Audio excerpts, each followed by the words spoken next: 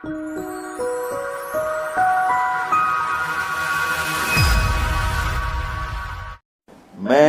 15 شعبان کے حوالے سے بات کچھ کرنا چاہتا تھا اور کچھ رمضان کے حوالے سے۔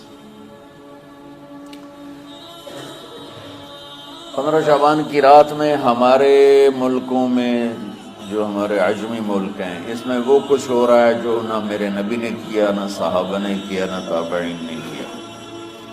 عجیب و غریب عبادات گھڑ لی ہیں، عجیب و غریب اس کے اعمال بنا لیے ہیں اپنی طرف سے، اور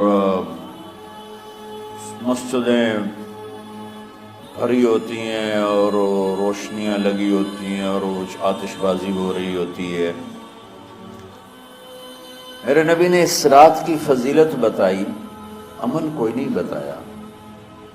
جیسے یہاں کوئی صلاۃ تسبیح کی جماعت کرا رہے ہوتے ہیں، کوئی اجتماعی تہجد پڑھ رہے ہوتے ہیں، کچھ دیگیں چڑھا رہے ہوتے ہیں، کوئی آتش بازی کر رہے ہوتے ہیں، تو وہ اس میں اتنا غلو ہو گیا ہے کہ یہ بھی ٹھیک نہیں۔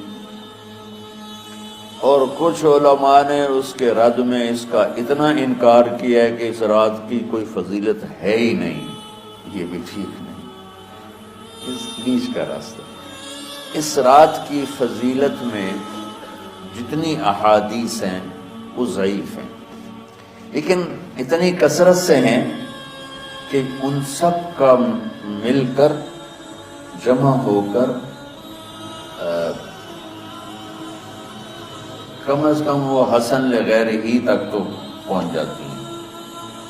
اور ابن عثیمین رحمۃ اللہ علیہ نے بھی یہ لکھا ہے کہ زیادہ سے زیادہ ان احادیث کے مجموعے سے، چونکہ اگرچہ ضعیف ہیں لیکن کافی زیادہ ہیں، تو وہ حسن لغیر ہی تک پہنچ جاتی۔ تو حسن لغیر ہی سے کوئی عمل ثابت نہیں ہوتا، عمل ثابت ہوتا ہے صحیح حدیث کے سے۔ ایک احادیث کی کثرت سے روایات اور ایک امت کا عمل، کہ امت کا بہت بڑا طبقہ صدیوں سے اس رات کا اہتمام کر رہا ہے، لیکن کچھ عرصہ پہلے تک اہتمام تھا دن میں روزہ رکھنا، رات کو کچھ نوافل پڑھ لینا، کوئی دو چار زیادہ پڑھ لینا، لیکن اب یہ ڈھول تماشے جو اب شروع ہوا ہے، اس کا تو کوئی وجود ہی کوئی نہیں ہے۔ تو اس رات کو اللہ تعالیٰ نے مبارک بنایا، اور حدیث پاک میں آتا ہے کہ اللہ تعالیٰ اس رات میں ساری دنیا کے لوگوں کی بخشش فرماتا ہے، سوائے 5 آدمی، 5 کے سوا سب اہل ایمان کی بخشش ہو جاتی ہے۔ مشرک، المشرک،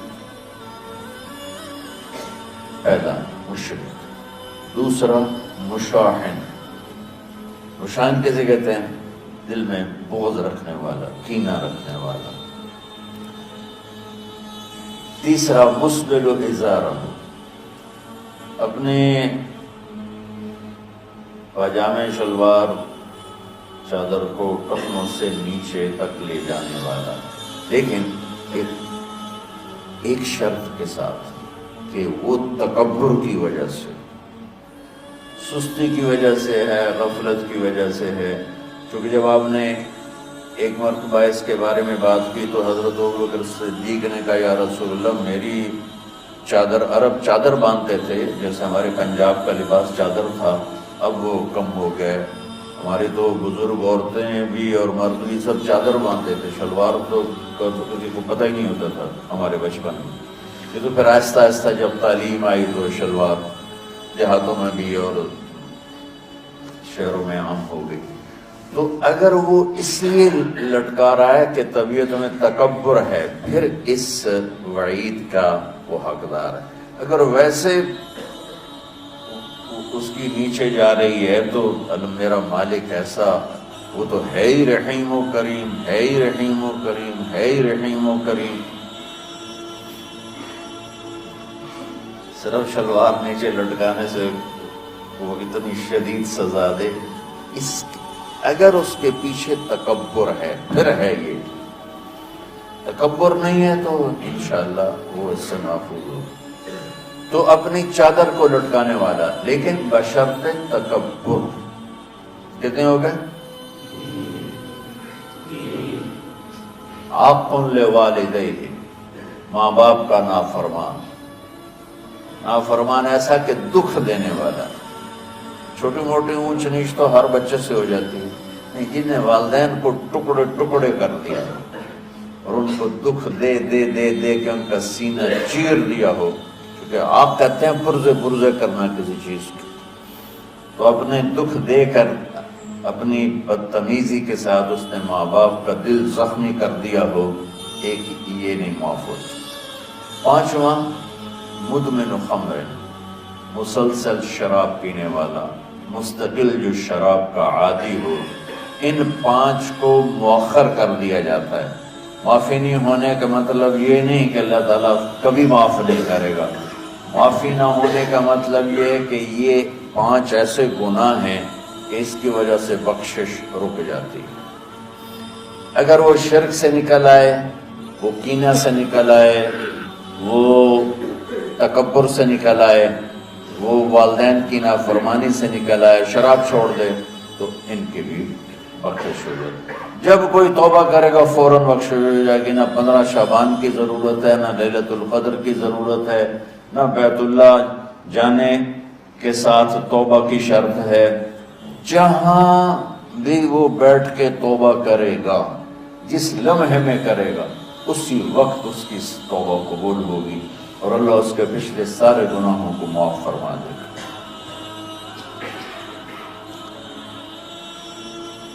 دن کا روزہ، رات کا قیام، زیادہ زیادہ قیام سے مراد نوافل ہیں. کوئی گھر میں پڑھ لے، کوئی مسجد میں پڑھ لے.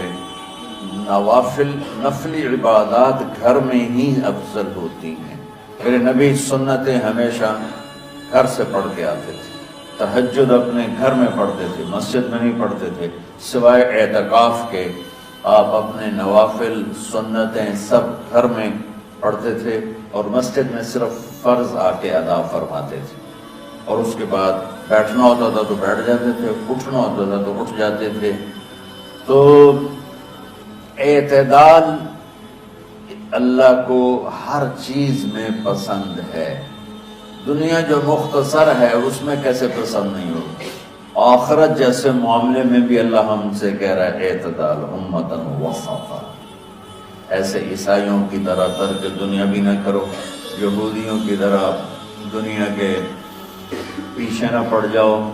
رزق کے حلال بھی کماؤ، اپنے بچوں کو بھی دیکھو، اپنے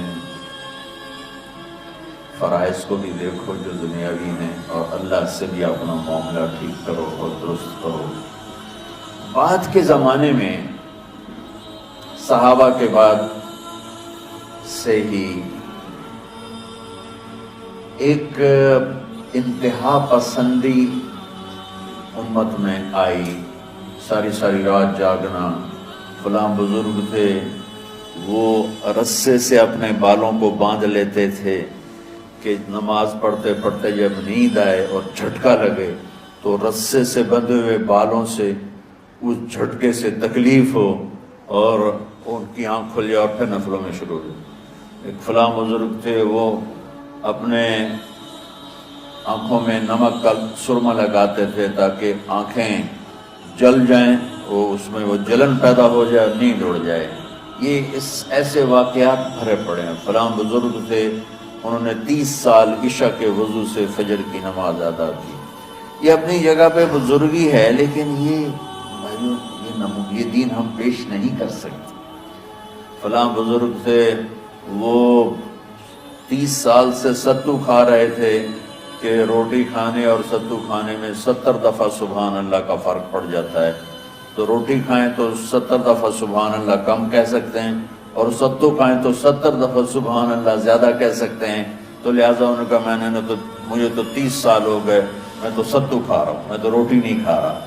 یہ دین نہیں ہے. یعنی یہ وہ دین نہیں جو ہم انسانیت کو پیش کر سکتے.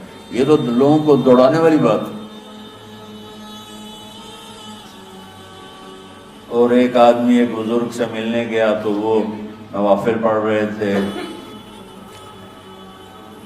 وہ زور سے عصر تک نفل پڑھتے رہے، وہ ان کے انتظار میں بیٹھا رہا، پھر عصر سے مغرب تک وہ مراقبہ کرتے رہے، وہ انتظار میں بیٹھا رہا، پھر مغرب سے عشاء تک وہ نفل پڑھتے رہے، وہ بیچارہ انتظار کرتا رہا، پھر عشاء کے بعد پھر نفل شروع کیے تو تہجد تک نفل پڑھتے گئے اور وہ بیچارہ پیچھے بیٹھا ہوا۔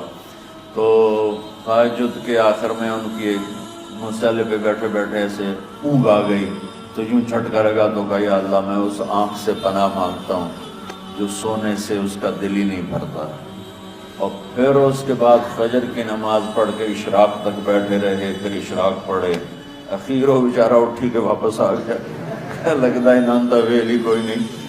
تو وہ اس نے کسی سے پوچھا کہ یہ بزرگ کب سے یہ کر رہے ہیں؟ کہ پچھلے 30 سال سے کر رہے ہیں۔ یہ راہبانیت کی شکل ہے، یہ وہ دین نہیں جو ہم لوگوں کو پیش کریں گے تو وہ کہیں گے واہ واہ واہ واہ کیا دین ہے بھائی، قبول کرو۔ یہ ایک قسم کا غلو آیا۔ میں ایک حدیث سناتا ہوں، بخاری شریف میں بھی ہے، مجھے اب ہر شے بھول گئی، لیکن وہ ہے نہی الغلو، اس طرح کر کے آپ لوگ زیادہ جانتے ہوں جو پڑھ رہے ہیں کہ غلو سے نہیں۔ حدیث آپ کو سب کو یاد ہوگی کہ 3 صحابہ آئے اللہ کے نبی کے گھر اور پوچھا کہ اللہ کے نبی رات کیسے گزارتے ہیں؟ تو گھر والوں نے کہا سوتے بھی ہیں، جاگتے بھی ہیں، کھاتے بھی ہیں۔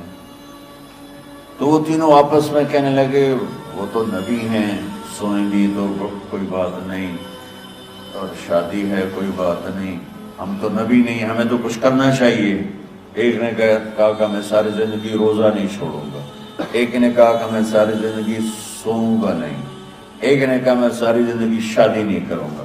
تو دیکھنے میں تو واہ واہ کیا بڑی بزرگی ہے بھائی، بڑے بزرگ ہیں۔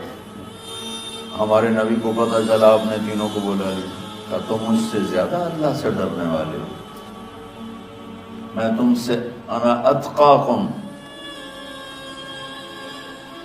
یا اخشاکم، الفاظ آپ لوگ کو زیادہ یاد ہوں گے لیکن مفہوم میں صحیح پیش کر رہا ہوں۔ آپ نے کہا میں تم سے زیادہ اللہ کو جانتا ہوں، تم سے زیادہ اللہ سے ڈرتا ہوں، میں سوتا بھی ہوں، میں کھاتا بھی ہوں، میں روزے بھی رکھتا ہوں، میں چھوڑ بھی دیتا ہوں، میری بیویاں بھی ہیں، میں اپنی بیویوں کے پاس بھی جاتا ہوں۔ تم دین میں غلو سے بچو، اہل امتوں کو ہلاک کر دیا دین میں غلو۔ دنیا میں غلو یعنی انتہا پسندی، ایکسٹریمسٹ ہونا، دنیا ہو یا دین ہو دونوں میں اعتدال بچو، اللہ تعالیٰ کو پسند ہے۔